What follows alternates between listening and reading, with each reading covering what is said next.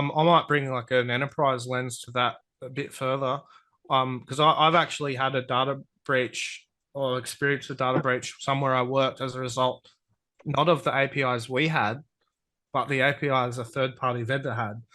Um, so one takeaway I had from that was, um, after procurement, regularly assess the security practices and processes around not just your APIs, but also other APIs you interface with. It's a pretty big one because a lot of companies don't. They just procure the thing and then start using it and think it's secure for the rest of their life. And that applies to your own APIs as well, right? Like continuous monitoring, continuous assessment. There's the out of the box stuff, like you talked about Apogee, right? Or Mm. and any API platform, make sure you're setting the relevant policies like input validation, data sanitization, your access controls, rate limiting. That's going to stop like some generic stuff.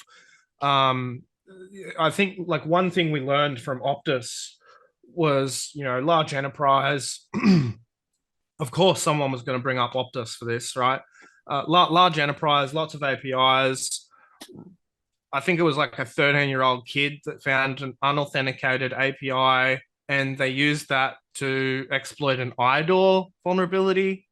If you're not across what an IDOR vulnerability is, it's like changing ID equals 4 to ID equals 3 to see someone else's profile. Like it's an extremely low complexity attack.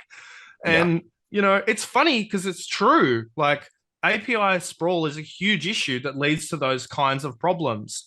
So beyond the out of the box stuff you can get, you really do need to manage it. API inventory and documentation is the start, but I've looked at all the tools out there, like the no name security and Neosec, and like they're not great, man. Like when your vendor comes to you, hey, we've got this great API security tool, and they say, can you give us a list of your APIs? It's not a great start, right? Like I can't rely on my staff to give you my APIs.